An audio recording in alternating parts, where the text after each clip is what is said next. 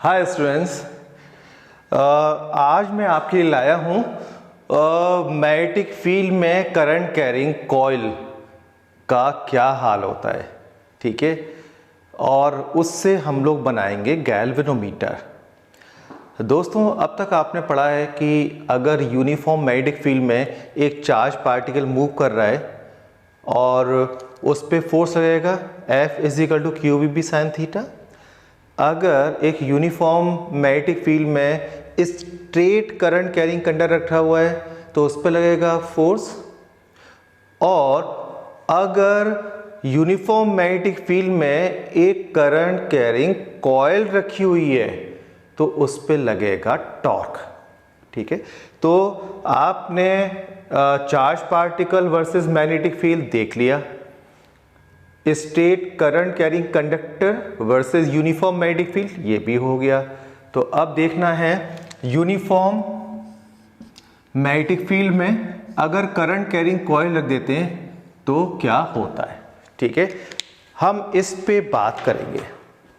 सबसे पहले मैं हमेशा की तरह आपके साथ एक रफ डिस्कशन करूंगा जिसका पर्पस होगा आपको कंसेप्ट समझाना। यूनिफॉर्म मैग्नेटिक फील्ड में अगर ये कॉइल है, let's say this is ABCD और करंट फ्लो हो रही है इसमें क्लॉकवाइज, तो इस पे टॉर्क लगेगा। फर्स्ट टाइम टॉर्क का नाम आ रहा है। टॉर्क क्या है? टॉर्क टर्निंग इफेक्ट है फोर्स का। वो फोर्स जो बॉडी को ट्रांसलेट करता है उसे कहते हैं ट्रांसलेशन फोर्स या सिंपल फोर्स, लेकिन जो फोर्स बॉडी को रोटेट करवाता है उसे कहते हैं टॉर्क। ठीक है, अब टॉर्क जो है वो सिंगल फोर्स से भी डेवलप हो सकता है और two equal and opposite parallel forces से भी डेवलप होता है। वन फोर्स से कैसे होगा? मान लो ये बॉडी यहाँ पे पिन अप है, यहाँ से बंधी हुई, यहाँ से मैंने कील लगा दी और एक सिंगल फोर्स ही इसे रोटेट करा सकता है, तो एक ही फोर्स इस बॉडी को घुमा रहा है, तो ये हो गया इस फोर्स का टॉर्क। ठीक है, और अगर ये बॉडी है इस तरह से मूव कर रही है, आप देखो दो फोर्स हैं, इस वाली फिंगर से इधर की तरफ, इससे इधर, ये, तो ये दोनों मिलके बॉडी को रोटेट कर रहे हैं। दोनों मिलके, दोनों कहते हैं पेयर यानी कपल, ये है फोर्स का कपल। तो हमेशा याद रखना, या तो बॉडी को एक फोर्स रोटेट करेगा या कपल मिलके रोटेट करेंगे। हमारे इसमें टॉपिक में कपल्स रोटेट करेंगे। कपल्स का रोटेशनल इफेक्ट आप डे टू डे लाइफ में बहुत देखते हैं। आपने मान लीजिए वाटर बॉटल की ढक्कन खोला तो आप कैसे खोलते हैं उसे? यहाँ से इससे इधर की तरफ और इससे इधर की तरफ, और वो ओपन हो गया। ओपन मतलब रोटेट हो गया। वापस आपने क्लोज कर दिया, वापस आपने उसको रोटेट करवा दिया। तो जब भी रोटेशन होगा कपल होगा, कपल होगा रोटेशन होगा। ठीक है, तो ये समझ लेना, जब भी एक बॉडी पर कपल लगेगा तो बॉडी सिर्फ रोटेट होगी। कपल कब लगता है? When two equal and opposite forces है, एक दूसरे से कोई डिस्टेंस पर एक्ट कर रहे हैं, तो ये होगा हमारा कपल। अगर मान लीजिए 5 न्यूटन है, ये भी 5 न्यूटन है, तो ये दोनों मिलकर बनाएंगे कपल। और अगर हम इस 5 न्यूटन को यहां से हटा के यहीं लगा दें तो ये कैंसिल हो जाएंगे। टू फोर्सेस इक्वल हैं, अपोजिट हैं और एक ही लाइन में एक्ट कर रहे हैं, तो ऐसे फोर्स कैंसिल हो जाते हैं। लेकिन अगर टू इक्वल फोर्सेस हैं, पैरेलल हैं और अपोजिट हैं, बट एक ही लाइन में नहीं है, ये थोड़ा अलग हटके है, अब ये कपल बनेंगे। एक ही लाइन में लगेंगे कैंसिल हो जाएंगे, अलग अलग लगेंगे तो कपल बनाएंगे, जिसका इफेक्ट होगा बॉडी को रोटेट करना। ठीक है, तो अगर ये देखो आप, एक यहां फोर्स लगाओ एक इधर, तो क्या होगा? बॉडी रोटेट हो रही है, तो कपल समझ जाना रोटेट होना है। अब जब रोटेट होती है तो कपल की स्ट्रेंथ कितनी है रोटेट करने की? क्या ज्यादा है, कम है? इस स्ट्रेंथ के लिए नया पैरामीटर है टॉर्क। तो कपल का टॉर्क पूछेंगे, तो कपल का टॉर्क मतलब कपल की कितनी कैपेबिलिटी है रोटेट करने की। अगर वो कम है तो बॉडी को स्लोली रोटेट करवाएगी, और अगर ज़्यादा है तो बहुत ही फास्ट रोटेट करवाएगी।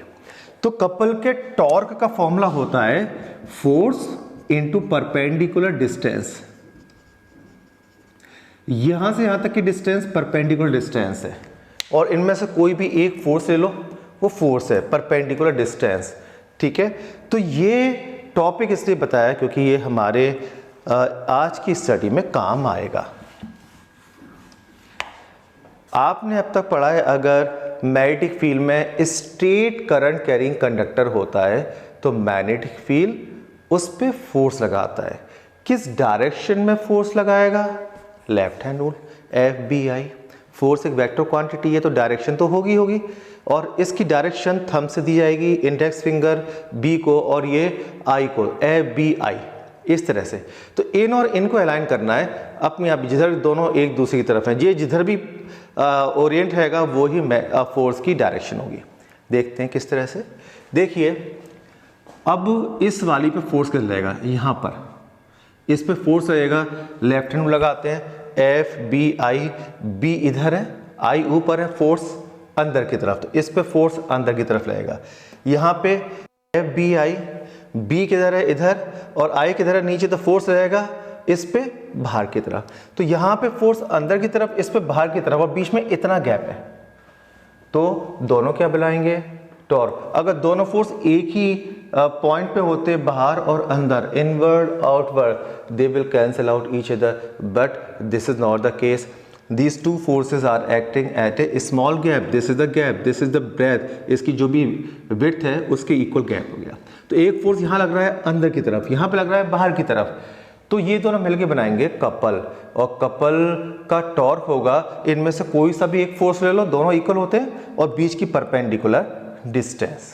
ठीक है, ये मैं आपको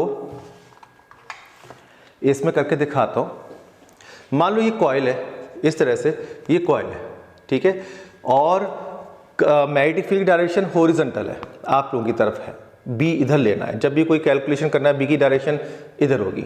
ठीक है, करंट की डायरेक्शन ऐसे ले लेते हैं। ठीक है, तो आपके लिए डायरेक्शन कैसी हो गई? क्लॉकवाइज। ठीक है, अब देखिए, करंट क्लॉकवाइज डायरेक्शन में फ्लो हो रही है। अब इस वाले वायर पे फोर्स किधर लगेगा? तो फोर्स के लिए फॉर्मूला FBI। तो B आपकी तरफ है, I इसमें ऊपर है, तो फोर्स किधर हो गया? इधर। तो यहाँ पे फोर्स लगेगा इधर की तरफ। करंट ऐसे गई, ऐसे, और अब इसमें नीचे आ रही है FBI। B आपकी तरफ है, I नीचे, इस पे फोर्स किधर आ रहा है? इधर। तो यहाँ पे फोर्स इधर और इस पे फोर्स इधर, दोनों फोर्स कैंसिल आउट हो रहे हैं क्योंकि दोनों ही सेंटर ऑफ मास पे लगेंगे। इसका सेंटर ऑफ मास क्या होगा? बिल्कुल इसका मिडिल पॉइंट, इसका मिडिल पॉइंट, तो दोनों फोर्स यहाँ से आएंगे और कैंसिल कर जाएंगे। लेकिन अगर मैं कॉइल को हॉरिजॉन्टल मैग्नेटिक फील्ड के परपेंडिकुलर ना रखकर थोड़ा सा टिल्ट रखूं, अब कपल पैदा हो जाएगा। देखिए, यहाँ पे फोर्स जो लग रहा था वो किधर लग रहा था? देखिए, FBI, B इधर था, I ऊपर था, फोर्स इधर था, तो यहाँ पे फोर्स इधर है और यहाँ पे इधर है। अब दोनों के बीच में गैप आ गया है ना, आप खुद देख सकते हैं, ये और ये। तो अब इनके बीच में ये गैप आ रहा है। पहले जब कॉइल बिल्कुल ऐसे थी तो गैप नहीं था, ये कैंसिल कर रहे थे, लेकिन जब कॉइल ये हुई तो इसकी डायरेक्शन अभी भी उतनी है, इसकी डायरेक्शन अभी भी इतनी है। तो अब ये एक ट्रेन के ट्रैक की तरह हो गई, रेल की पटरियों की तरह से, बीच में गैप आ गया। तो एक फोर्स इधर, एक फोर्स इधर, दोनों इक्वल हैं, अपोजिट हैं, पैरेलल हैं और गैप में लग रहे हैं, तो बनाएंगे कपल। और ये कपल इस बॉडी को क्या करेगा? कॉइल को रोटेट करने लगेगा। ठीक है, अब आप देखेंगे इसका BC और AD हमने नहीं लिए, बिकॉज इनके force all the time equal opposite होंगे। जैसे BC पे फोर्स लगाएं FBI, तो B किधर है? B इधर है, I इधर है।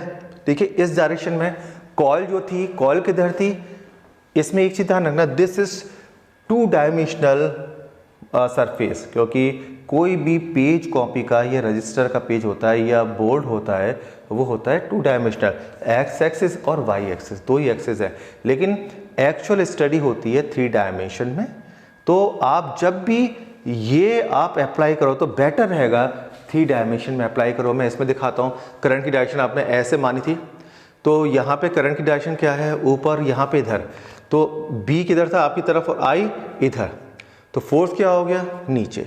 तो यहाँ पे मिडिल पॉइंट पर नीचे फोर्स लगेगा, करंट ये इस पे आई इधर की तरफ, तो FBI, I इधर है, B आपकी तरफ है, फोर्स किधर है, यहाँ पे ऊपर की तरफ, तो एक ऊपर नीचे वाला कैंसिल होंगे। जब भी कॉइल रोटेट होगी तो ये वाली लाइन एज इट इज रहेगी, इस पे दोनों फोर्स हमेशा ऑल द पोजीशन में, इसमें भी, इसमें भी, इसमें भी, इसमें भी हमेशा ही कैंसिल आउट होंगे।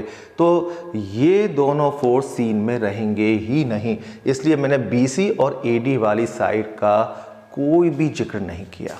ठीक है, तो इस सारी डिस्कशन से ये निकल के आया, अगर यूनिफॉर्म मैग्नेटिक फील्ड में करंट कैरिंग कॉइल होगी तो उस पे मैग्नेटिक फील्ड टॉर्क लगाएगा और जिसकी वजह से वो रोटेट होने लगेगी।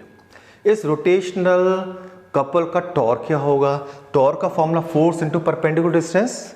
इसके लिए भी मैं फिर से 3D में आया था। ये जो साइड थी ये B है ब्रेथ, ये है इसकी लेंथ L, ये मैग्नेटिक फील्ड था, मैंने ये रखा तो मैग्नेटिक फील्ड ये और ये वाला एंगल हो गया ये थीटा। ठीक है, अब आप देखोगे ये राइट एंगल ट्रायंगल बन जाएगा। मैं आपको दिखाता हूं, एक फोर्स ऐसे लगा था, एक ये था, तो ये वाली जो आप इसको देखना, ये परपेंडिकुलर डिस्टेंस है जो कि राइट एंगल ट्रायंगल का एक पार्ट है। ये वाला एंगल थीटा लिया है तो कॉस थीटा होगा बेस अपॉन हाइपोटेन्यूज। ये वाली साइड और ये वाली साइड इक्वल है, तो बेस है जो हमें निकालना है और हाइपोटेन्यूज दी हुई है B फॉर ब्रेथ है, तो इसमें होगा कॉस थीटा बेस जो हमें निकालना है, हाइपोटेन्यूज जो कि B है, तो बेस हो गया B कॉस थीटा। ठीक है, इसको निकालने के लिए आप फिगर ऐसे बना लो तो इसमें 3D का टच आ जाएगा। एक ये फोर्स, एक ये फोर्स, दोनों एक दूसरे के पैरेलल हैं, अपोजिट हैं, और इनके बीच की ये परपेंडिकुलर डिस्टेंस है। ठीक है, ये हमें निकालनी है जो कि इस वाले राइट एंगल ट्रायंगल से निकलेगी जो अभी आपका किया है B cos थीटा। टॉर्क क्या होगा, टॉर्क हो जाएगा force into perpendicular distance, force कितना था IBL, परपेंडिकुलर डिस्टेंस कितनी आई थी B cos theta, length into breadth क्या होता है एरिया, तो IBA cos थीटा। अगर इसमें एक टर्न दिखाया गया है, एक के ऊपर एक n टर्न्स हैं, तो नेट टॉर्क होगा n से मल्टीप्लाई कर दो, ये फॉर्मूला आया। इस फॉर्मूले में एक खास बात है थीटा। ये जो थीटा है वो है क्या, this is the angle between plane of the coil and magnetic field, but 99% cases में दिया होगा angle between areal vector and magnetic field. तो जैसे मैं 3D में आपको दिखाता हूं, इसमें ये एरियल वेक्टर है, एरियल वेक्टर होता है सरफेस के परपेंडिकुलर, जब कॉइल को घुमाएंगे तो एरियल वेक्टर भी घूमेगा, बट मैग्नेटिक फील्ड फिक्स है, तो थीटा यहाँ से जनरेट हुआ ए और बी के बीच में, तो प्लेन ऑफ द कॉइल और मैग्नेटिक फील्ड में जो एंगल होता है वो एंगल और एरियल वेक्टर और मैग्नेटिक फील्ड के बीच में का एंगल का सम 90 होता है। ज्योमेट्री लगाएंगे इजीली आप सीख जाएंगे। मान लो एरियल वेक्टर ए और मैग्नेटिक फील्ड के बीच में एंगल अल्फा है, तो आप लिख सकते हो NIAB cos 90 माइनस एल्फा, में थीटा के 90 माइनस एल्फा लिख दिया तो आ गया NIAB साइन एल्फा। ये टॉर्क आ गया NIAB साइन एल्फा। ठीक है, तो आप देखेंगे कि यहाँ से आपने टॉर्क कैलकुलेट किया, तो अब यही चीज़ मैं प्रॉपर तरीके से आपको करवा देता हूँ। मैं एक बार एक्सप्लेन कर दूँ। यूनिफॉर्म मैग्नेटिक फील्ड है, करंट कैरिंग रेक्टेंगुलर कॉइल है, length L breadth B, whenever you pass the current through it, it will start experiencing a couple, and we have to find out the torque of this couple. The basic formula of couple, torque of the couple is force into perpendicular distance. The same formula has been applied here to answer NIAB sin alpha. This is the answer.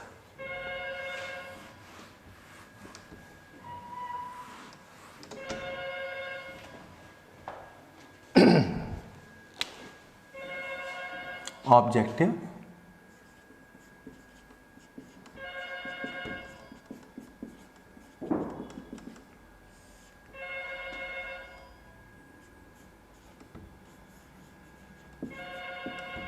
to find torque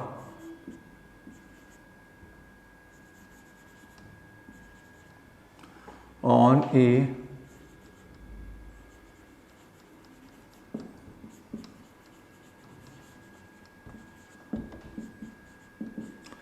a current carrying coil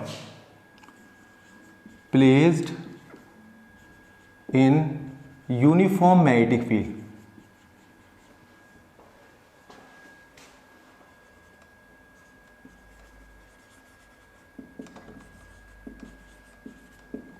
इसके लिए given क्या क्या है, हमारे पास क्या क्या available है।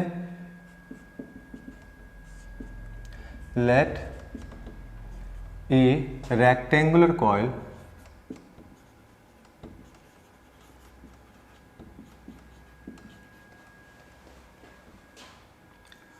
of length L and breadth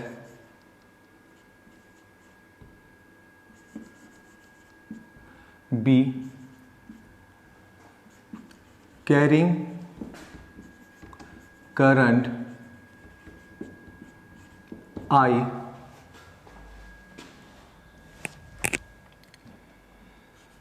is placed in uniform magnetic field.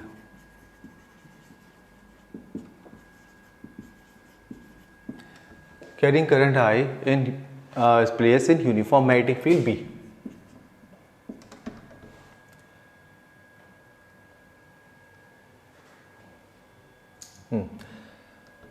Capital N is number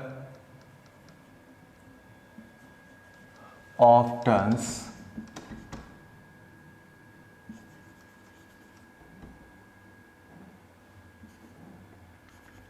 in given coil.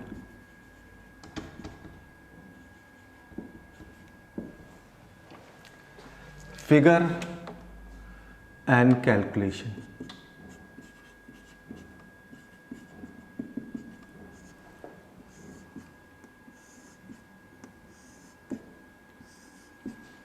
Figure है ये, और इस पे आप इस तरह से कर सकते हैं।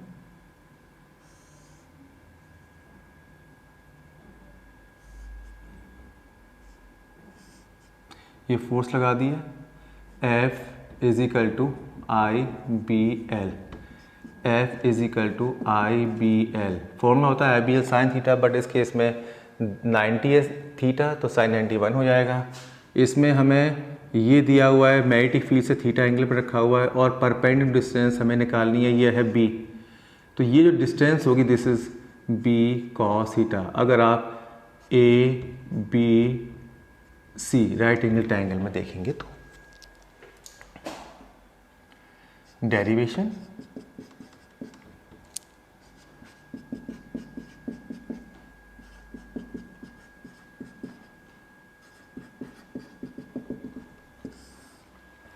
डेरिवेशन टॉर्क में क्या है,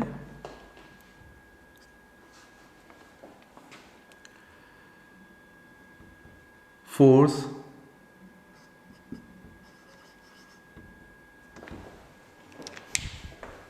इसको पूरा मैं लिखता हूं स्टार्टिंग से, एज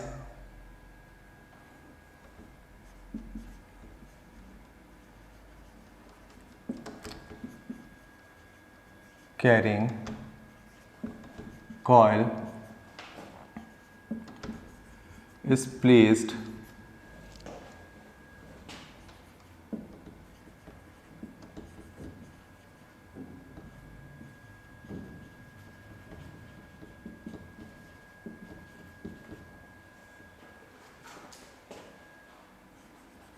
when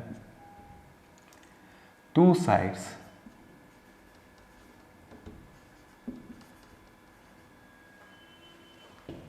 या आप लिख सकते हैं the sides of coil star experiencing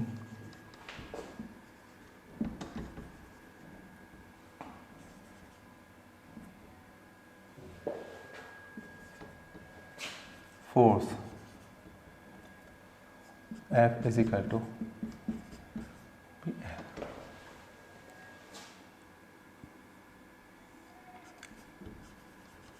Two forces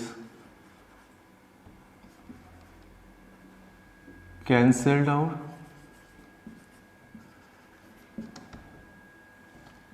and other two forces constitute a couple.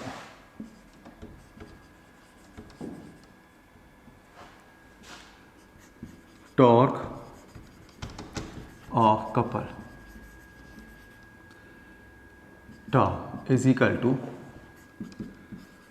force into perpendicular distance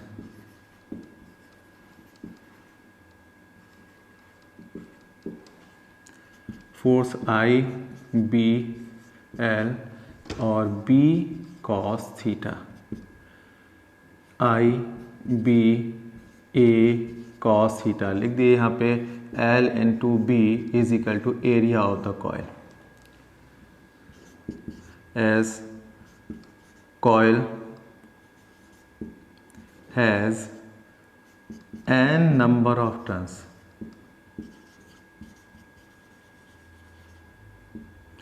इसलिए net torque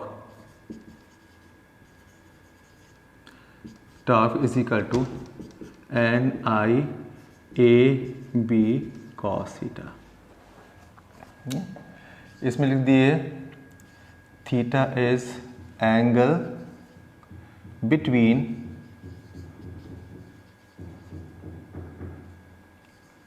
plane of coil and magnetic field. यहां से लिख देते हैं if alpha is angle between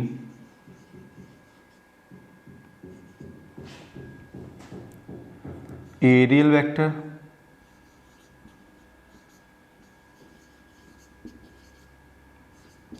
A and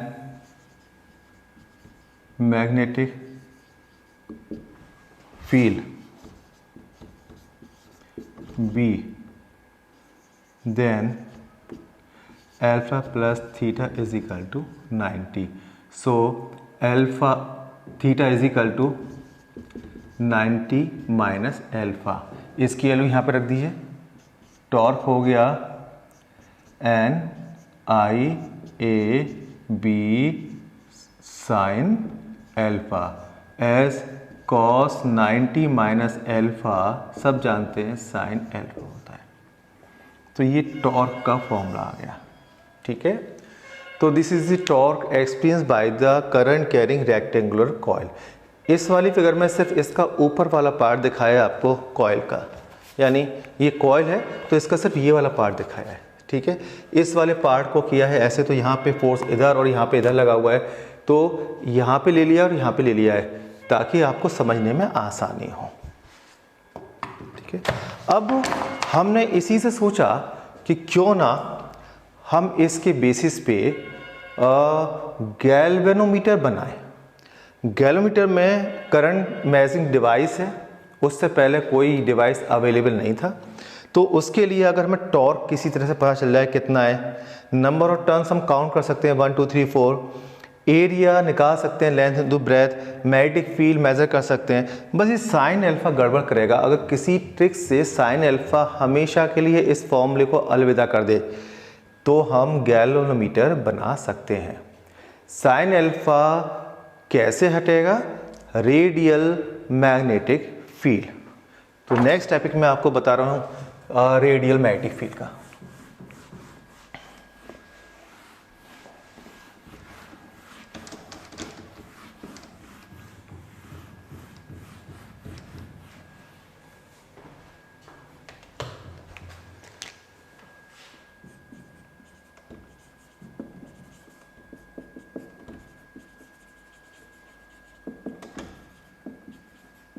ये क्या है और कैसे बनता है? इसके लिए जो पोल्स होते हैं ना, आपने देखा था ये नॉर्थ था पोल और ये साउथ था इनिशियली, बीच में कॉइल थी।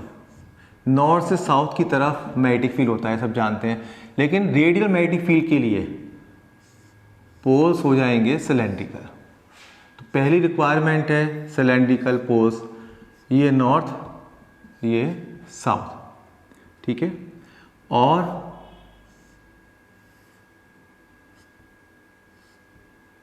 ये कॉइल, ठीक है। रेडियल मैग्नेटिक फील्ड के लिए यहाँ पे सॉफ्ट आयरन की एक रॉड रख देते हैं इस तरीके से, कहीं भी कॉइल को टच नहीं करती। कॉइल को नाम भी देते हैं ABCD। ये सॉफ्ट आयरन है।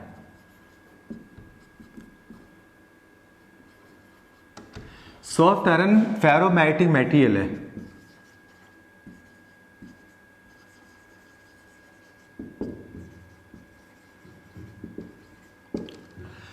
और ये मैग्नेटिक फील्ड लाइंस को अट्रैक्ट करता है। जो लाइन स्ट्रेट जा रही थी अब वो थोड़ी सी इस रॉड की तरफ आएंगी इस तरह से।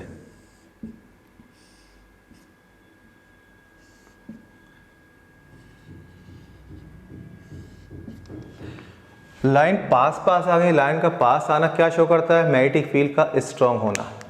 तो इस सॉफ्ट आयरन को रखने से मैग्नेटिक फील्ड पहले से ज्यादा स्ट्रांग हो गया। आप इसको ऐसे समझ सकते हैं कि क्यों स्ट्रांग हो गया।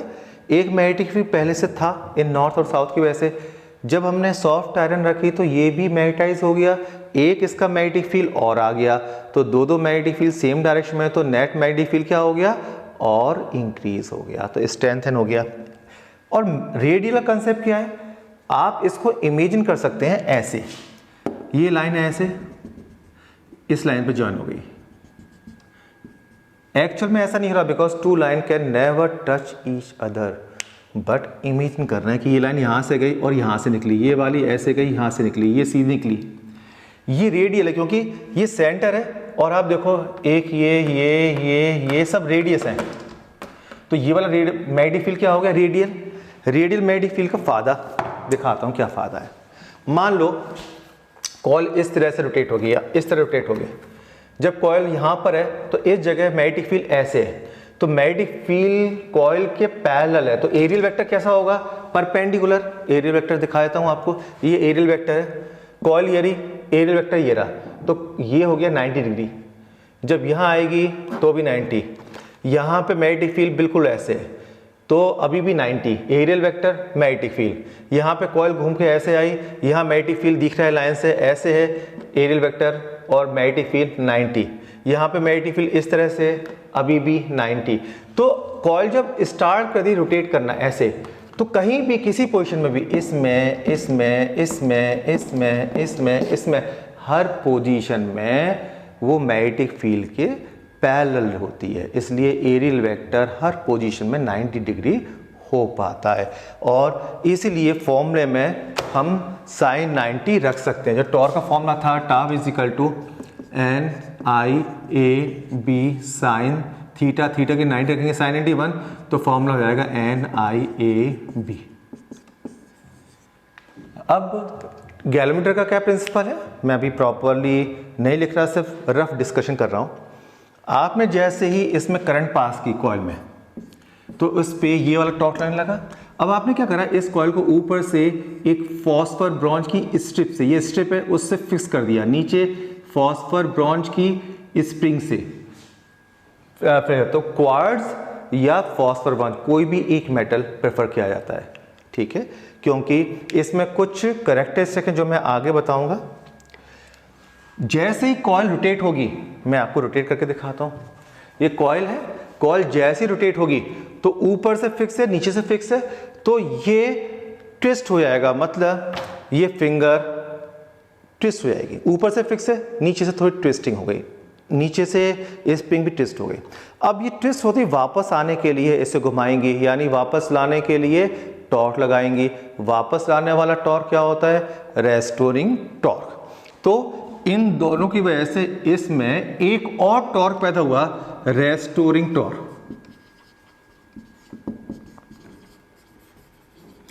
उसको हम कहते हैं लेट्स से टाउ डैश के थीटा। के क्या है?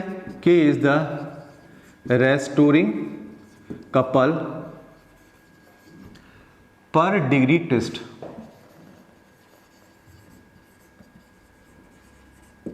पर मीन्स होता है 1। जब हम इसको 1 डिग्री, जो 45 डिग्री 30 डिग्री वाला डिग्री एंगल वाला, इसको 1 डिग्री से घुमाएंगे तो कितना रेस्टोरिंग कपल पैदा होगा? के। अगर 2 डिग्री से घुमाएंगे तो 2 इंटू के, 5 डिग्री से घुमाएंगे 5 इंटू के, और थीटा डिग्री से घुमाएंगे तो थीटा इंटू के। यहीं पे लिखा हुआ है। अब ये वाला थीटा पे डिपेंड कर रहा है, थीटा के इंक्रीज होने के साथ साथ इंक्रीज होगा, बट ये कांस्टेंट है। तो एक कांस्टेंट है और एक इंक्रीज हो रहा है। एक टाइम ऐसा आएगा जो दोनों हो जाएंगे इक्वल, वहां पे कॉइल रुक जाएगी, क्योंकि एक कपल आगे ले जा रहा है, एक पीछे, दोनों ही इक्वल ताकत के हैं, वहीं पे कॉइल रुक जाएगी, कहेंगे इक्विलिब्रियम। तो इक्विलिब्रियम में क्या होगा? दोनों को इक्वल कर दो, N I A B is equal to K theta. तो आई इज इक्वल टू क्या हो गया? सबको नीचे ले जाओ, एन ए बी थीटा। ये एक कांस्टेंट है जो मैंने ब्रैकेट के अंदर रखा है, इसे कहते हैं गैल्वेनोमीटर कांस्टेंट।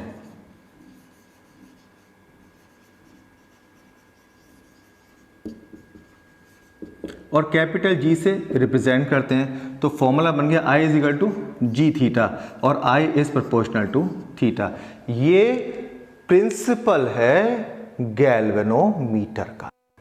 तो गैल्वेनोमीटर हमारा बन के तैयार, उसका प्रिंसिपल आ गया कि जितनी ज़्यादा गैल्वेनोमीटर में करंट पास करोगे उतना ज़्यादा डिफ्लेक्शन होगा, थीटा उतना ज़्यादा होगा। जैसे ये पॉइंटर है, और जितना ज़्यादा करंट पास होगी उतना ज़्यादा थीटा होगा, उतना ज़्यादा डिफ्लेक्शन होगा। यही प्रिंसिपल है। बट ये मैं आपको बता दूं, galvanometer very small amount of current के लिए डिज़ाइन है। वेरी स्मॉल अमाउंट करंट ही मेज़र कर सकता है, और ये मेनली यूज़ होता है करंट की प्रेजेंस चेक करने के लिए कि सर्किट में करंट फ्लो हो रही है या नहीं हो रही। इसलिए ज़ीरो वाला पॉइंट बीच में होता है, ये इधर भी डिफ्लेक्ट हो सकता है, इधर भी हो सकता है।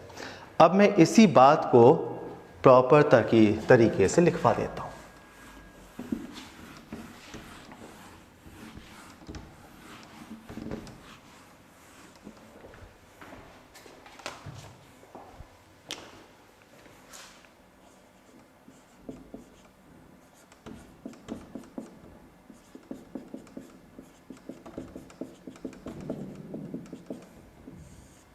गैल्वेनोमीटर, ठीक है। प्रिंसिपल क्या है इसका?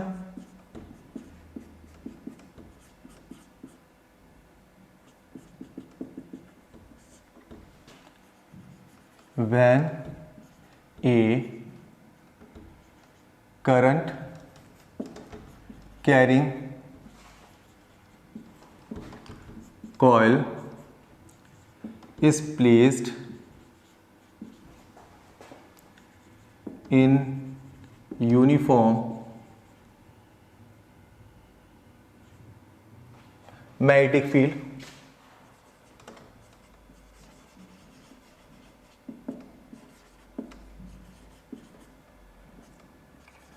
it यानी coil experiences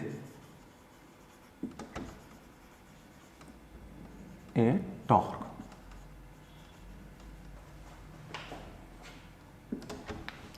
प्रिंसिपल है।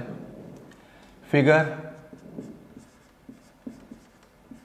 यानी कंस्ट्रक्शन, आप यहाँ पे दो सिलेंड्रिकल पोल दिखा दो, नॉर्थ साउथ, इसमें एक rectangular coil A B C D, उसमें करंट फ्लो करवाओ तभी टॉर्क लगेगा, और बीच में एक सॉफ्ट आयरन, इसमें इस तरह प्लेस कर दो, ठीक है।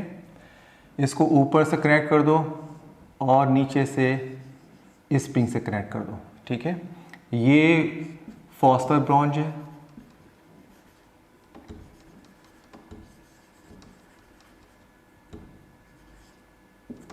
ठीक है। ये सॉफ्ट आयरन है,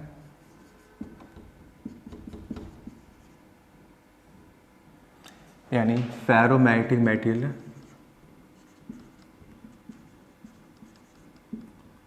मटेरियल, और ये सिलेंड्रिकल पोल्स है।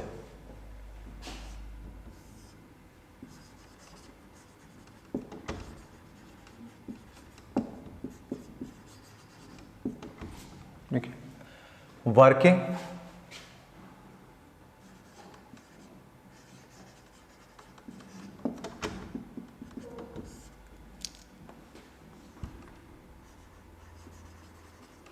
when a current is passed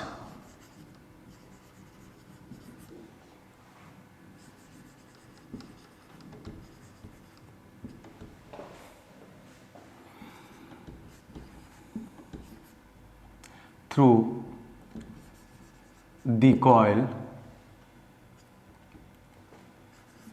it starts experiencing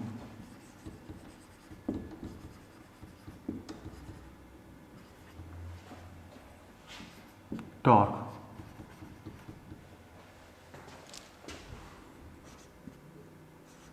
and rotates. But it is fastened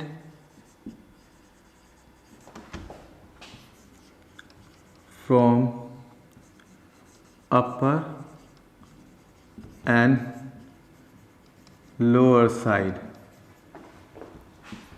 by a phosphor bronze या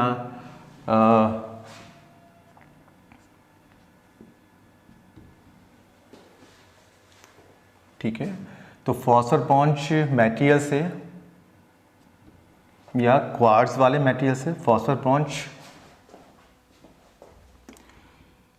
strip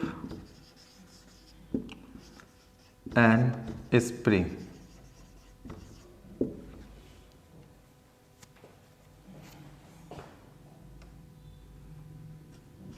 so it also experiences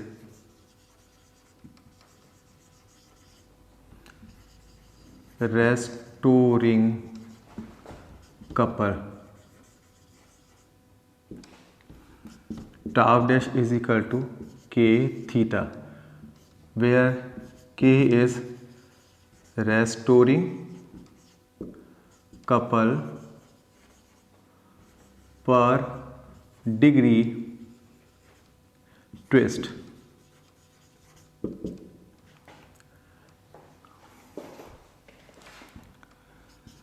Tau dash increases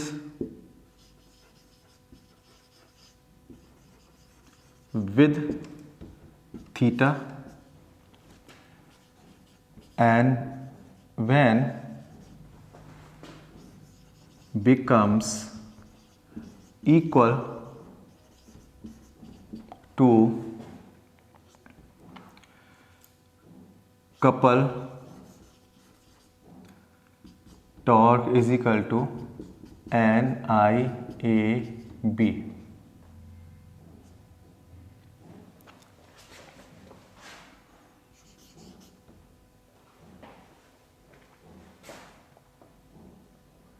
ठीक है, it stops. So in equilibrium,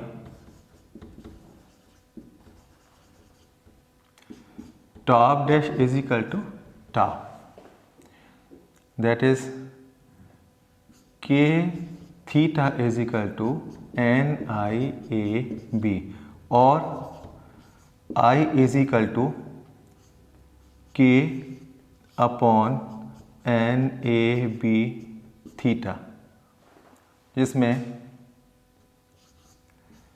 N के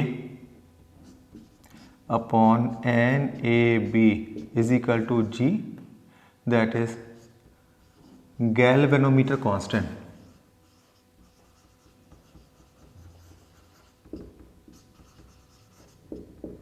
constant है, रख दीजिए I is equal to G theta, ठीक है, और you can say I is proportional to theta.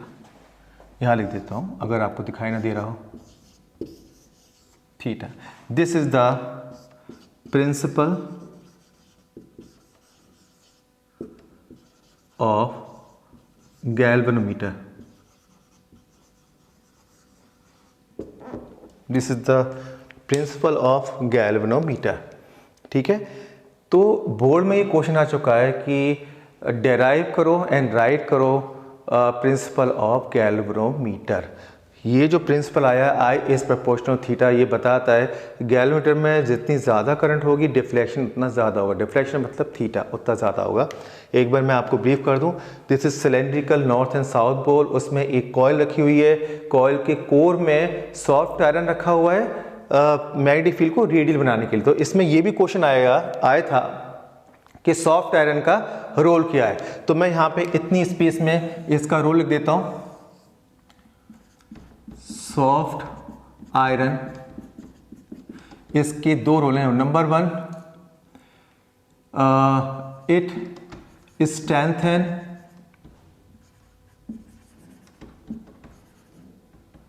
Magnetic field,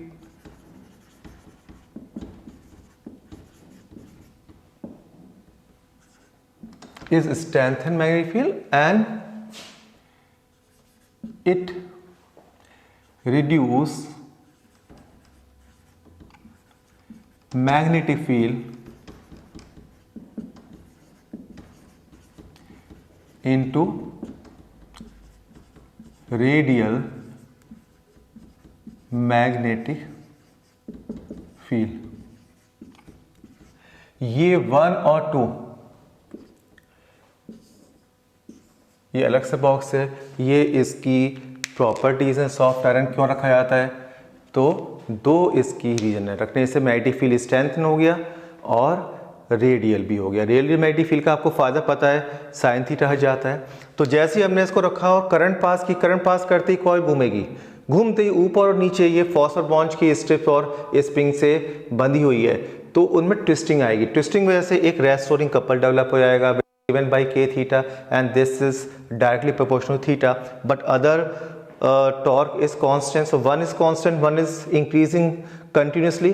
When these two torques becomes equal, coil is said that now it has been reached in equilibrium position. So in the equilibrium position दोनों को equal कर दो, I is equal to theta रख दो, ठीक है। ये principal हो गया। मैं इस वीडियो को यहाँ पे फिनिश कर रहा हूँ। इसके बाद हम गैल्वेनोमीटर की current sensitivity, voltage sensitivity and how to convert the galvanometer into ammeter and voltmeter, how to calculate the shunt and resistance for the voltmeter. So ये सब हम नेक्स्ट वीडियो में करने वाले हैं। ये वाला वीडियो नेक्स्ट वाला इम्पॉर्टेंट है। CBSE में एक क्वेश्चन आने की उम्मीद इसमें से जनरली बनी रहती है, ठीक है। That's all for today.